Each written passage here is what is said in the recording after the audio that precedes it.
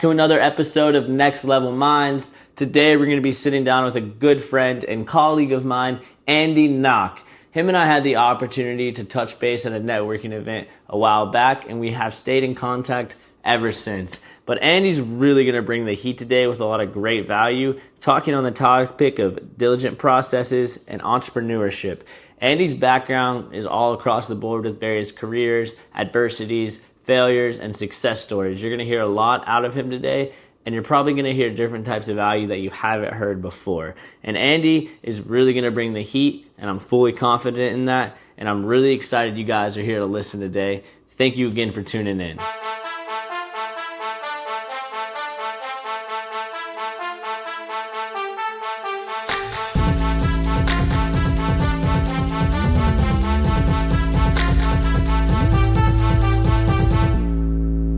Andy, I really appreciate you coming out here on the podcast, taking the time out of your day to just add value to the listeners. Thanks, Chris. I really appreciate the opportunity to be a part of what you're building here. Yeah, man, definitely. So based on that introduction that I gave earlier, what's some things you really want the listeners to know about you? I'd love for them to hear kind of your story so far. Yeah, so a little bit about my background. I actually grew up in God's country, middle of nowhere farmland, Ohio, pretty small family.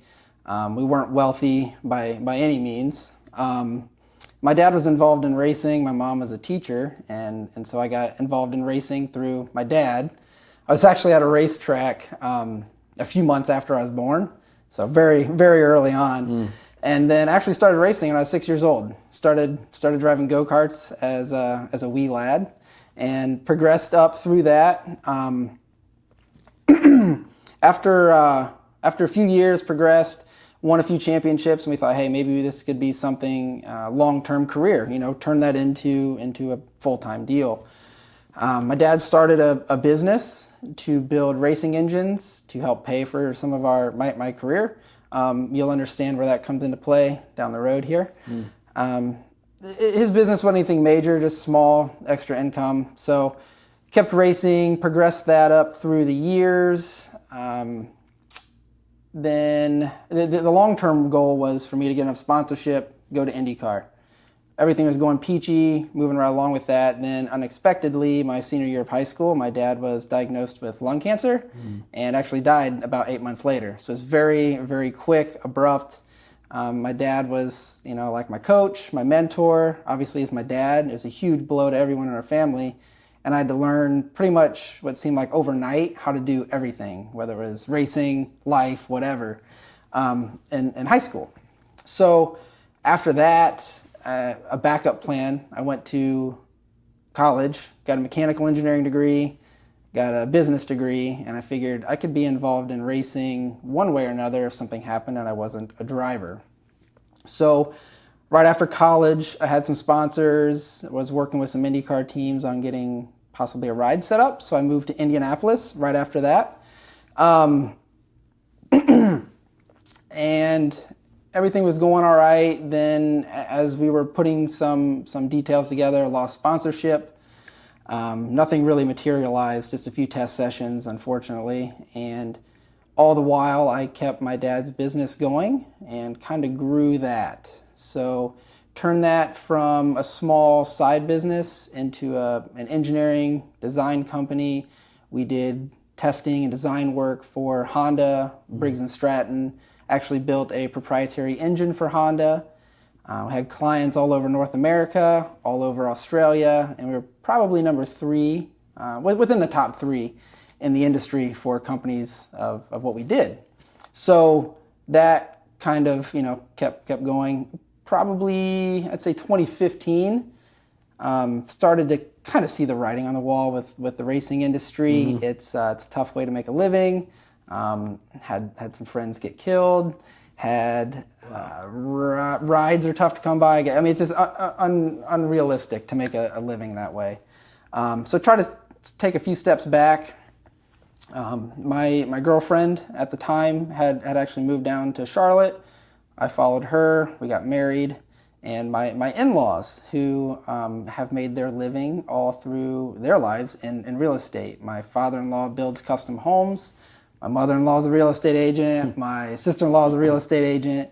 said, hey, you should possibly look into real estate, just as another option, maybe. Did the research on it, went to school for it, went through the whole licensing process. My wife and I kind of knew what we were getting into, planned ahead, took the jump, made a huge investment in myself, bet wholly on myself, went full-time real estate, and I quit a full-time, full-paying engineering job to go into real estate for no pay. And so that's kind of where I've been. Real estate is growing. For me, it's growing, it's expanding. I've used my background to create processes, create templates, so I'm able to make a transaction seamless for a client, and that way I can focus on providing better customer service using my background. So it's customer service a little bit different angle. And yeah, so we've been building on that. Nice. Man, that is a story and a half, let me tell you that. So did you always enjoy racing, or did you just get into it at an early age and just kind of see yourself just slowly getting more and more into it? Did you have much decision of if you wanted to do it or not, or what would that look like for you? Yeah, so like I said, my dad was involved in it, so growing up in it, I didn't know really what else there was. Yeah. But it was 100% my decision. My dad always said, hey, if you, whenever you want to stop, we can. It's not, I was never forced into it. Yeah. But growing up in that world, it was awesome. It was the greatest thing, I've ever done. And you eat, sleep, breathe that. And it was whole encompassing. And like I said, I loved it. I loved every bit of it. It's just the financial aspect of it. You're not, it's all monetary based anymore. And I mean, it's millions and millions of dollars of what you have to pay to be able to be a driver. Wow. And as soon as that money dries up, you're kind of at the end of the road. Wow. And then you said your senior year, right? Your dad unfortunately passed. Yeah. Okay. Yeah.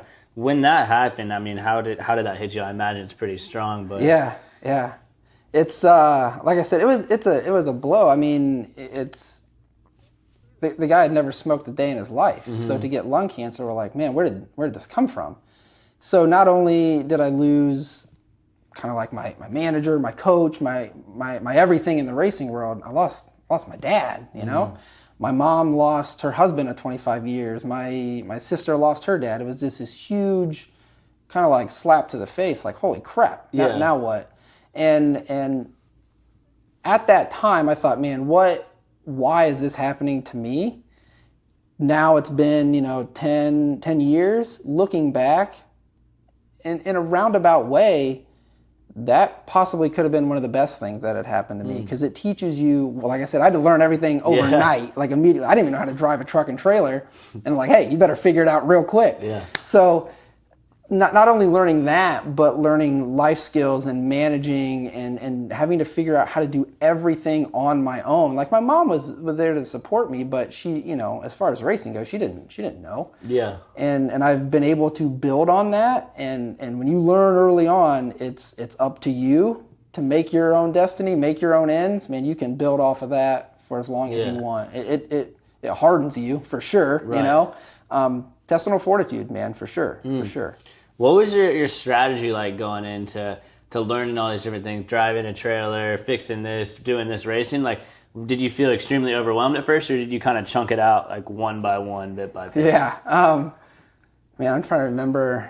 So I was, 17? Yeah. So I just got my license. Like, all right, man, I can drive. Right. All right, figure out how to drive a 40-foot trailer. And I'm like, holy crap. My dad, again, unknowing that any of this was going to happen, from a very early age, had put me out in the garage with him, out in the shop, getting my hands dirty. As a kid, even working on his race cars, I was always around. So he taught me in a way that wasn't like, here, sit down and read this book. It was more hands-on, actual stuff. So yes, while it was overwhelming, I had enough experience I could fall back onto and learn how to do some of this stuff.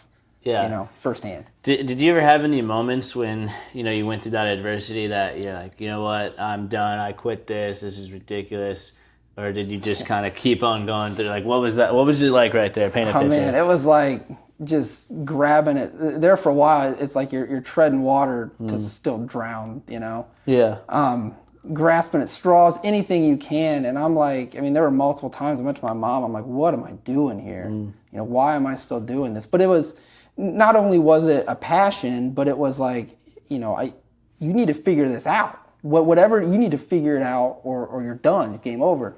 Whether it was figure out how to make it in racing, figure out how to make it in business, figure out how to make it in life, whatever it was.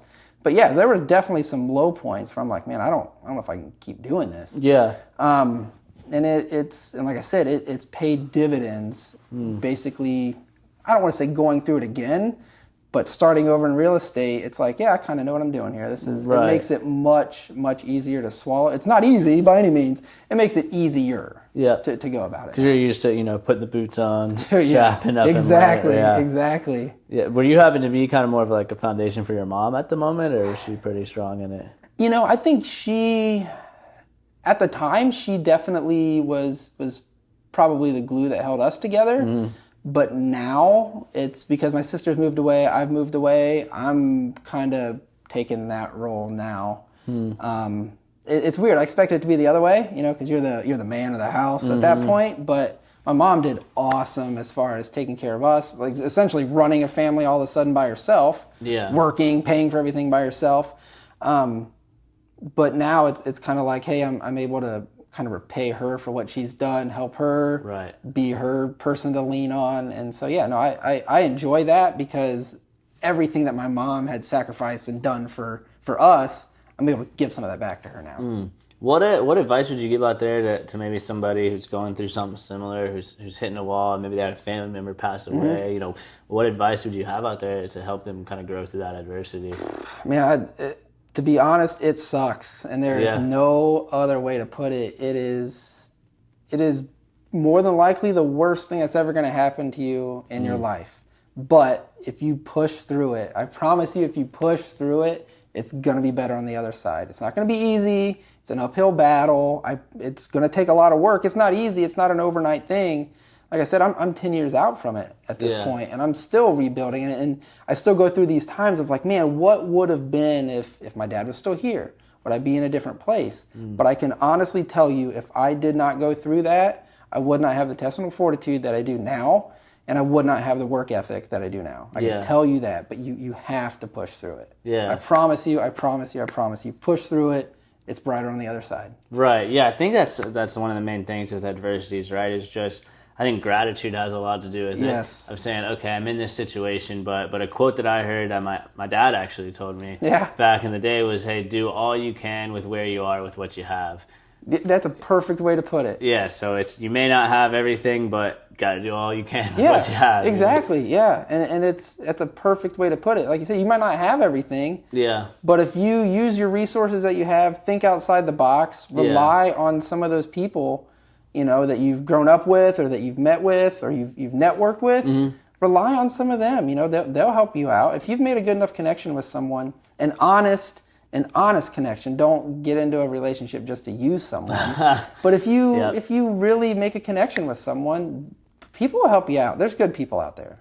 Definitely good people. Let me ask this, you know, switching gears a little bit. What was your experience like? Kind of walk us through when you graduated college. Were you like, okay, I need to find a job in mechanical engineering? Or what was kind of your mindset? You're fresh out of school. You have the piece of paper in hand. You know, what was that like? So I had run that engine building business on the side through college. And you know, when I got out of college, my mom was like, you need to get a job. You need to do this.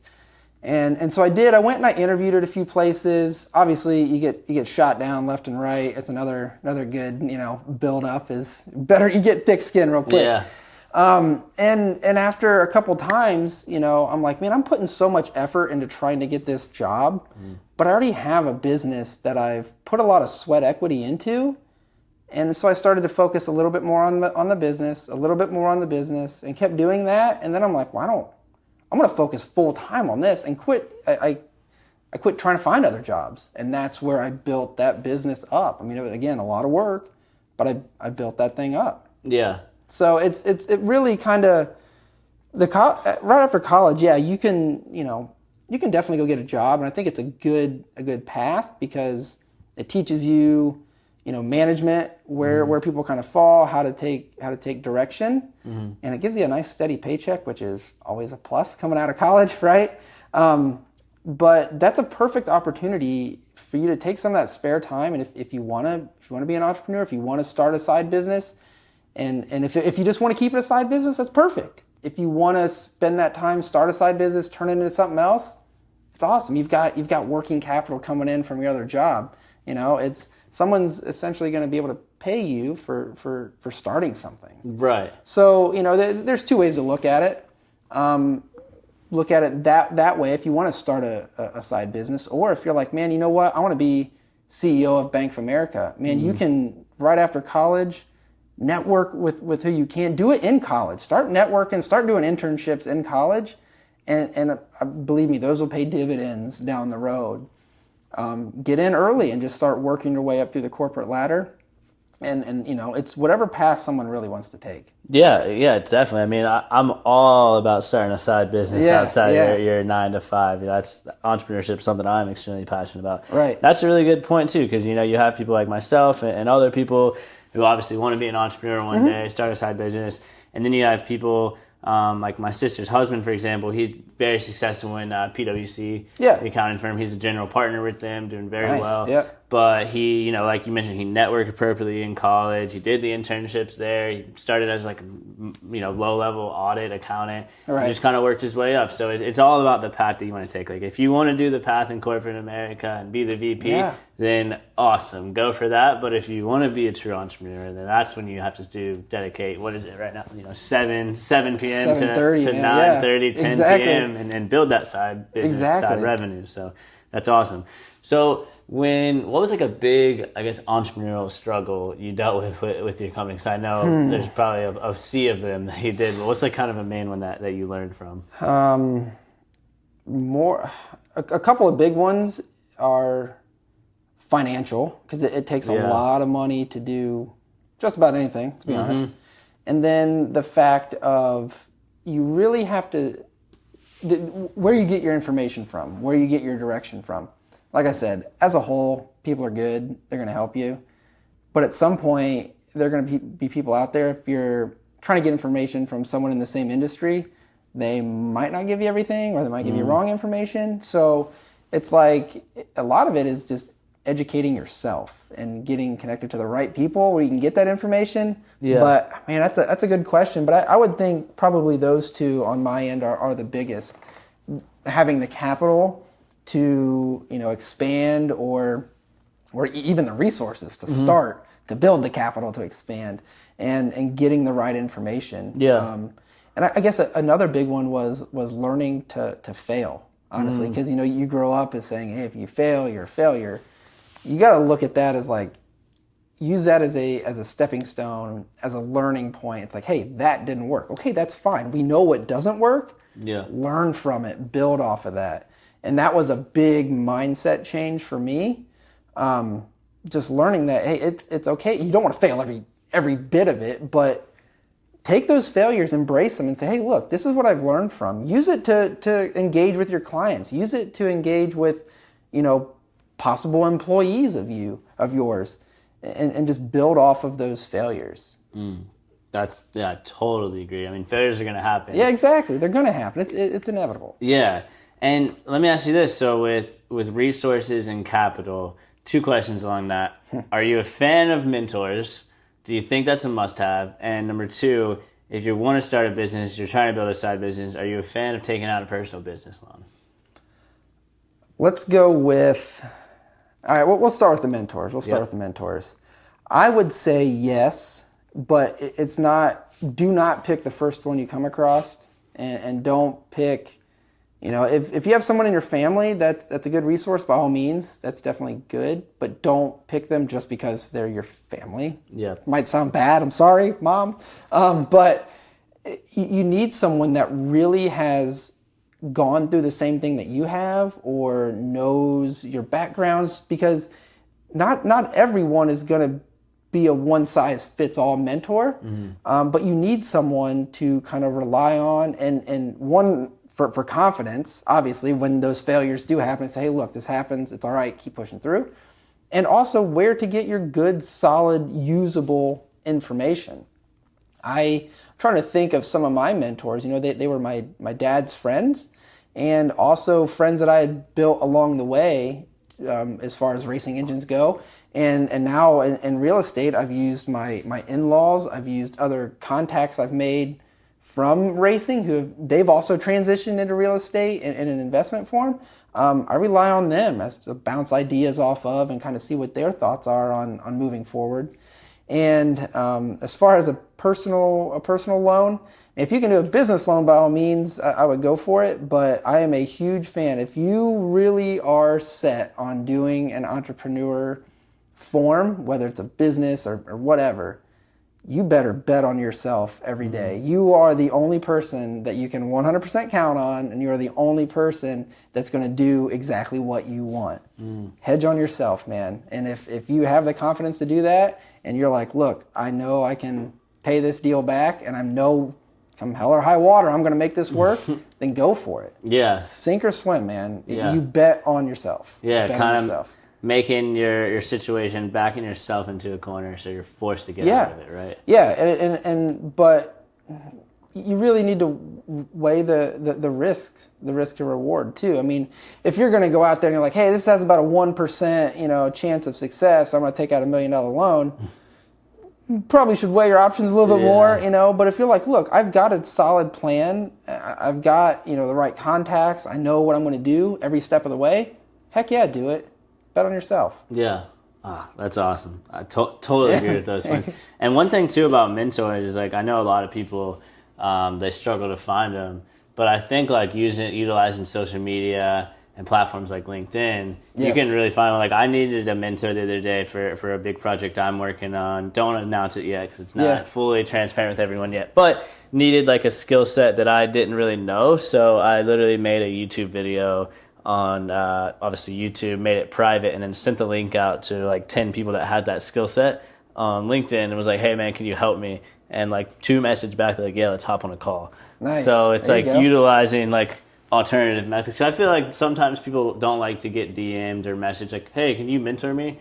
It's yeah. All right, sure, kid. Right, yeah, exactly. That's a perfect way to put it. Thinking outside the box, because not only does that help you and constantly keeping your mind active, but also when someone, like you said, when someone sees that, they're not like, oh, this kid's just sitting behind his keyboard packing away over there. Keyboard warrior. Yeah, exactly. Yeah.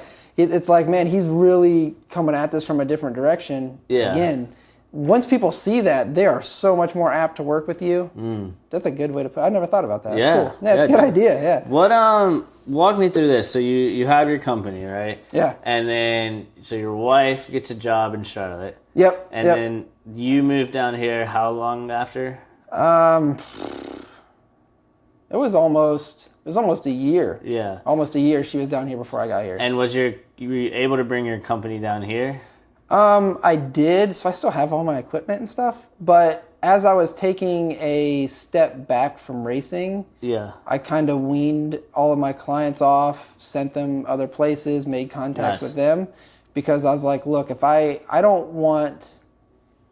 going cold turkey on this deal. I'm going 100% moving forward. I don't want to be, halfway in the water, 1 foot here, 1 foot there. If I'm doing it, I'm going all in, 100% focused on it. So that's why I kind of pushed that business to the side.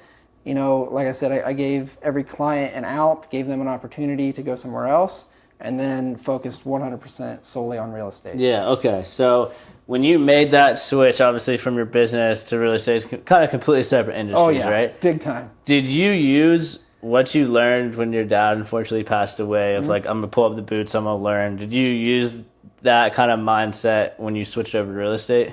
100%. Okay. 100%. Because it didn't even cross my mind to go into real estate until my in-laws had mentioned it. And they're very successful.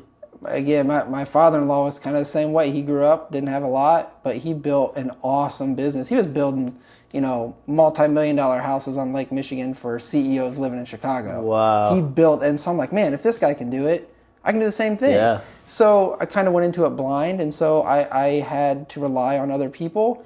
And it's like, man, again, I'm the only one that's going to figure this out for myself. Do a ton of research. You learn what works, what doesn't work. I'm big on collecting data, obviously, engineer, racing, all that kind of stuff. So I collect as much data so I know what works. I know what doesn't work. I know how we can improve processes and reduce time and make it easier on the client. So all of that stuff I've learned. I've used that, kind of rolled it into real estate, and then had to learn all the stuff that I didn't know all over. Yeah. Nice. Do you think, it's super random by the way, but with guys with like, or girls with significant others, girlfriend, boyfriend, husband, wife, do you think that when you're going through a transition, switching industries, whether it's starting a company, et cetera, do you think that you need them there to kind of help push you through it? Oh man, 100%. Okay. My wife has been my biggest, because she hands down my biggest supporter, hands down, no questions asked, any day. Because believe me, when I thought it was bad going through what my dad did, when you walk away, when I walked out of my engineering job on my last day, I'm like, man, this is awesome. I'm ready to do this. I wake up the next morning, I'm like, dude, I don't have a paycheck. Oof. Like zero. Yep. And I'm like, this is a bad decision. My wife the whole time has been like, you got this. You know, anytime I'm down, you need to have a supporter, you know, that always sees the light at the end of the tunnel. And it's reciprocal, you know. We go back and forth with each other. I help her. She's helped me way more, believe me, because she's always had a job. But yeah, you need someone. And I think a significant other is the best way to do that. Yeah. Because you guys are in it together, man. You know, you make it work. And like I said, huge benefit to have someone doing that with you. Okay. Yeah. I was honestly just wondering because I think there's a lot of guys out there, or girls, want to start a company, want to switch industries, and you're going to have that support. So exactly. Definitely. Let's talk about this. I know when we first met that, you know, we were talking in Chima, the networking event. Shout out to Tony for setting that up, right? Thanks, buddy. So I know when we were there, it was like 9:30, 10. I was like, man, I got to go. I'm hitting the gym at 5:30. And you were like, oh, I'm staying. I'm hitting the gym at 4:30. Yeah. And I thought you were joking, but then you're like, no, I'm for real. So, like, let's talk about, you know, your diligent process that you go through. I think everyone can learn from this. Yeah, so in real estate, there is no one that you have to report to. There's no one that tells you what to do. You don't have to be on time for anything.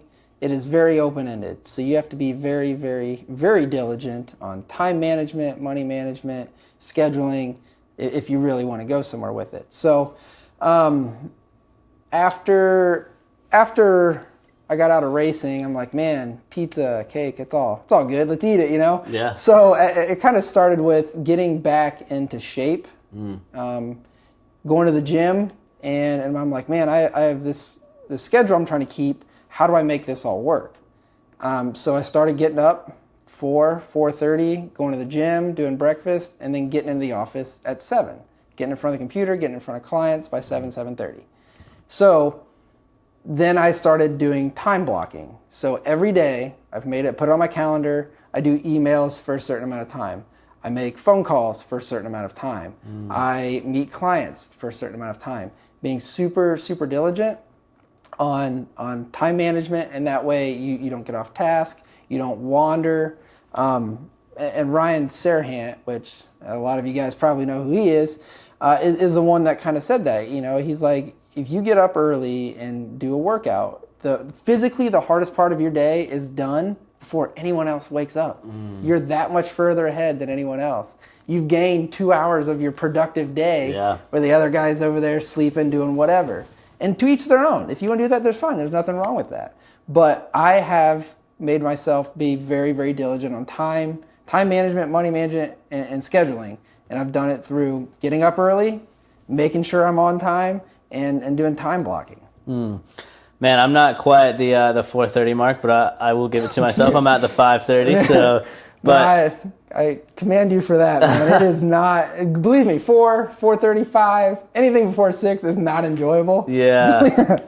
Yeah, and I love, like, to that point you said, I love getting up and then maybe getting a text from somebody at 7:30 like, hey man, sorry, I just woke up. Yeah. And it's like, not even in like a jerk type way, but like, man, I got 2 hours on you already. Exactly. Yes, like, exactly. All right. Yeah. Yeah. If you're ever, competing with someone and you send them that email at 5:30, 6 o'clock and they see it, they're like, crap. Yeah. You've already got a leg up on them. Not only physically, but mentally. They're like, dang it, I'm already behind. You're like, got him. Yeah.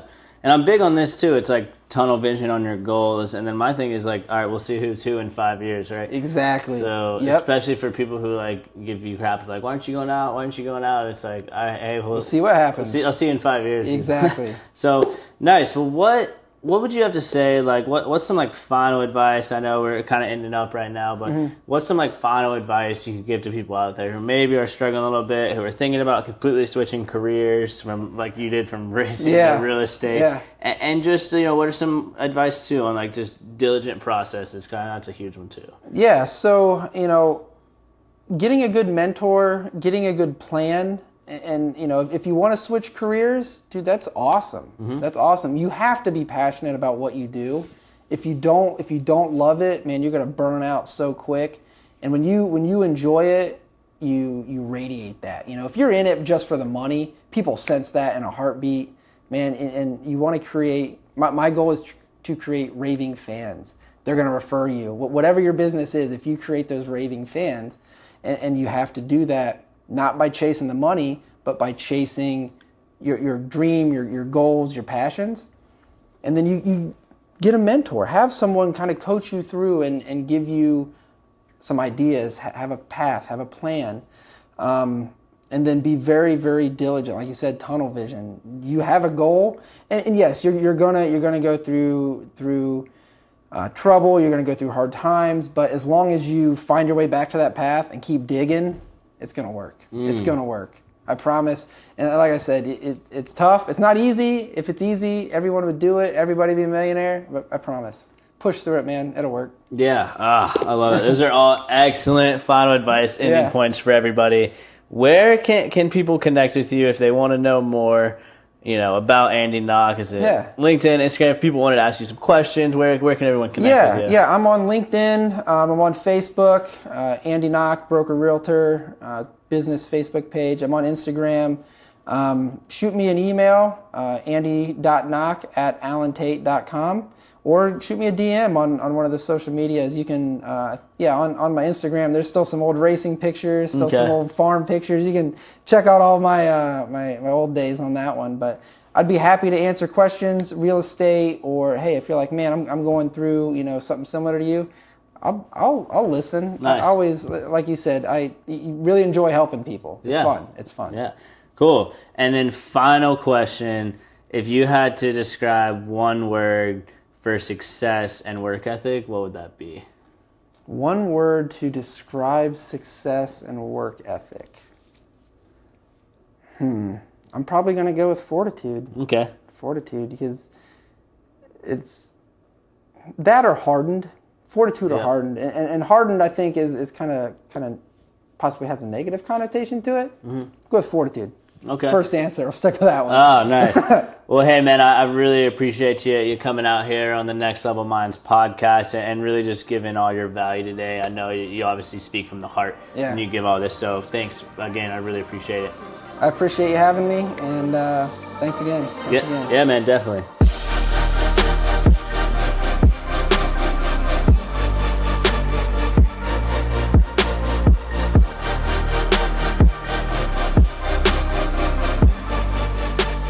And guys, I've really enjoyed sitting down with Andy Nock today. I know he really painted a clear picture to me, especially with his early beginnings of his dad unfortunately passing away. Really painted a clear picture of what it's like to grow up real fast. And sometimes you just have to do it, is something that I really got out of that. Another huge point I got too is, career ladder may not be for everyone, or entrepreneurship may not be for everyone. Figure out which one works best for you, and if you want to be, the VP, CEO of a blank company, then make that happen. And if you want to own your own thing, then make that happen. So that was another great point that he added.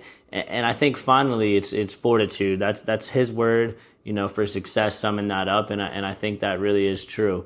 And I'm really excited that you guys had the opportunity to listen. I would love if you could share this podcast with some of your friends.